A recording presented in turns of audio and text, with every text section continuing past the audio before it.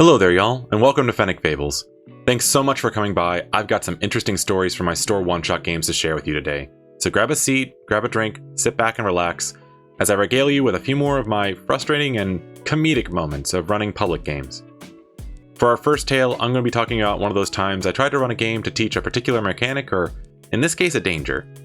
Now, it isn't every game, but often when I'm running these one-shots, I would try to focus on a particular niche or mechanic to highlight, since I found it fun and helped teach something that would make things a bit different than the usual wham bam, thank you ma'am focus of combat that tended to happen due to these limited times I had to run these.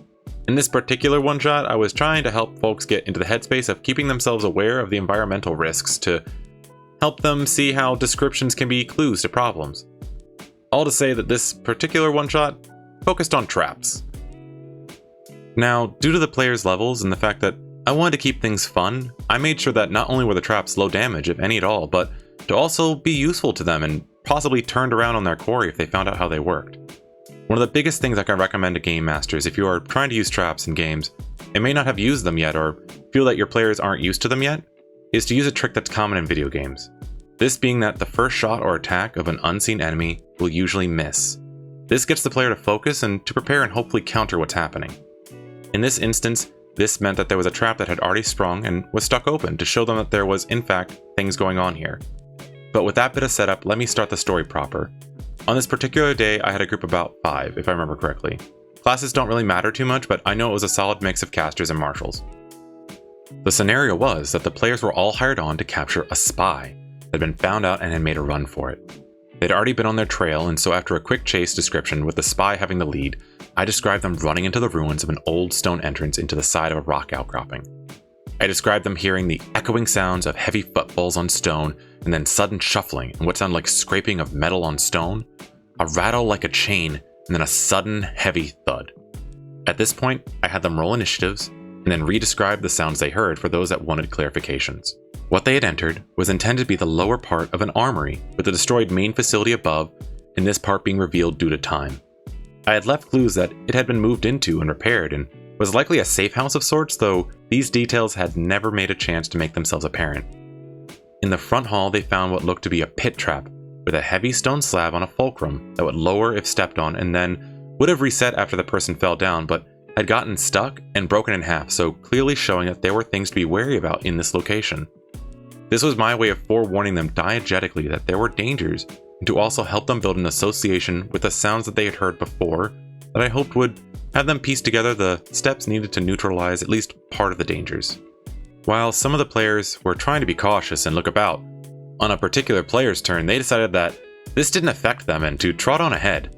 Of course, the route they took was straight down the middle, which did end up setting a particularly nasty dart trap which did some small damage and would not reset, to which they said, "That's bullshit! How was I supposed to know there were more? You just put that there because I wanted to explore." Which, I'm just gonna say, is dumb as heck. I literally had a sheet that I had covered up with the map's layout, with all the traps and any clues to locate them, as well as if there were any disabling mechanisms. I told them that no, that was and had always been there. The other players took their turns and tried to look around and be more careful when this guy's turn came around again, walking through yet another space without even trying to look about, as the other players had been trying to do. This time falling into a pit, taking again a little bit of damage, and had gotten quite irate. In this instance, I read the room and saw that it was going to be a thing, and so I struck out the rest of the things I had planned for this game, and instead swapped what was supposed to be a fun puzzle-solving mousetrap-like game to a simple brawl, adding in some extra group members in the hidden room, then just planning to have them attack when the room was discovered. It was rather sad, as I could see folks were enjoying finding little tricks and clever solutions to protecting themselves, such as plugging up holes with bits of rag.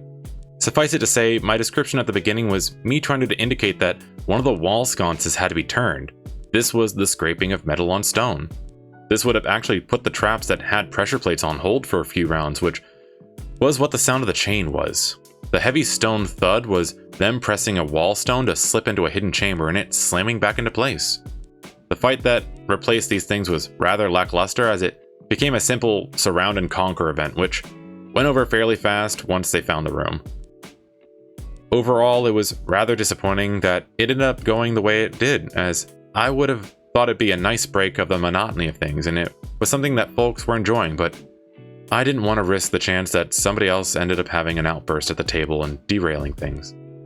I hope I may have the chance to rerun that scenario again in the future, and I do still enjoy getting to use traps and other environmental puzzles in my game, but it is what it is. As an additional little anecdote about that particular player, since it's too small to ever get made into a full video, I'll mention that in another scenario he was in, they had been hired by the local fishing village as they had been turning up a strange and unusual amount of creatures in their nets and had been hearing odd chanting on the wind in the cliff faces to the west of their town. The PCs were intending to scout ahead in a cave opening, and so this player declared that they were going to wait at the entrance and make a fire.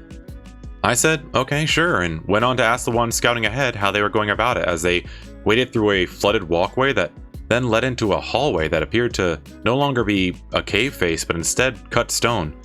Eventually they'd gone far enough ahead and saw bodies floating in the water in what appeared to be a temple-like space, which they later recognized were Kuatoa, but too late, they had been spotted.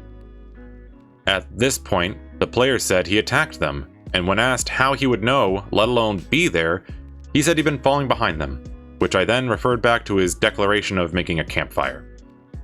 He then said, "Oh, I've been following behind them and made a campfire in the hall," which I then said, "You mean the flooded hall you've been wading through?"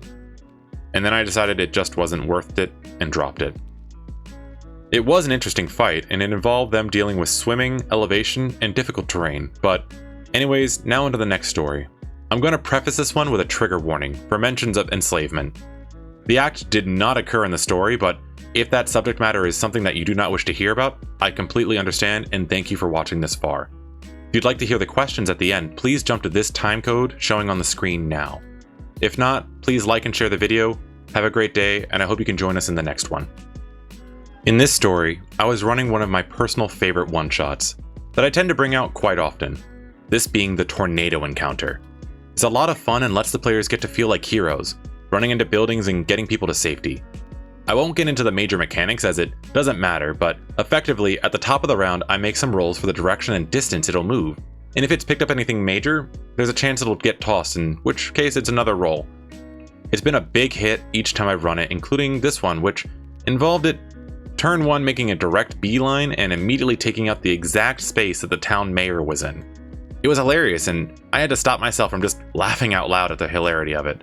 But anyways, in this particular version of this encounter, I had a diverse group of players whom their details don't particularly matter. All of them were invested and intrigued in the scenario.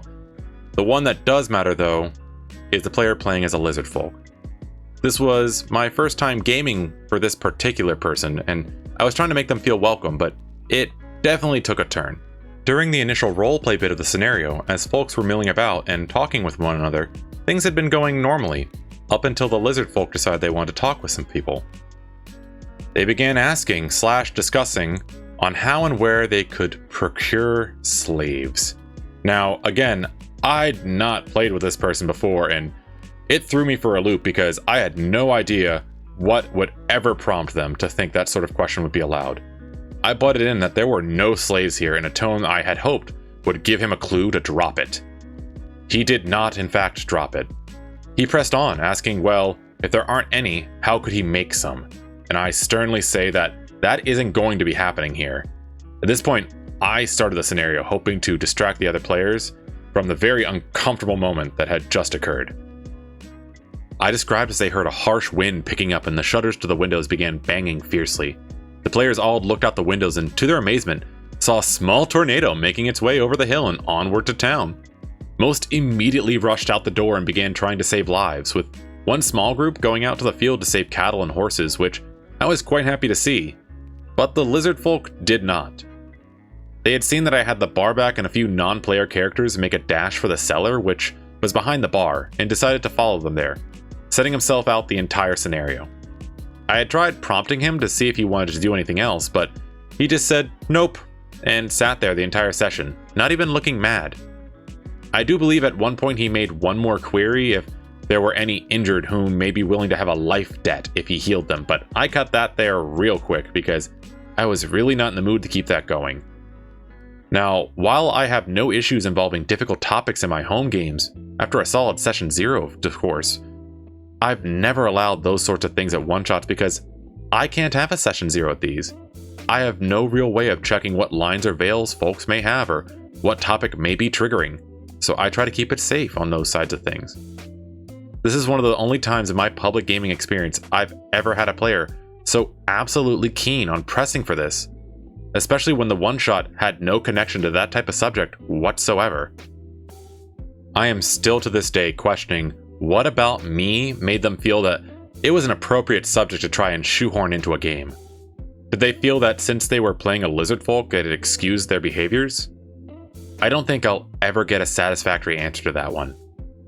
What about y'all? Have you ever had a player or a DM try and push forward on an inappropriate topic in a game, and how did you go about handling it? If you can, go into the comments and tell us about it, or if not, you can always pop in with the most extreme weather you've ever dealt with in your life. I've only really had to deal with a couple flash floods, but those were a hassle. I want to thank you all for joining me today and hopefully enjoying the latest batch of confusion and cringe.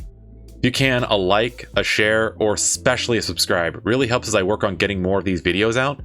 I'm slowly working on my road to 500 subs and can't wait for the fun contest and giveaway when I get there. If you enjoy answering TTRPG prompts or questions, please join me on Twitter or Blue Sky, where I post daily, which is linked on the main channel page. Who knows, your responses may be part of a future video. Thank you again, y'all, and I hope you tell better tales. Bye!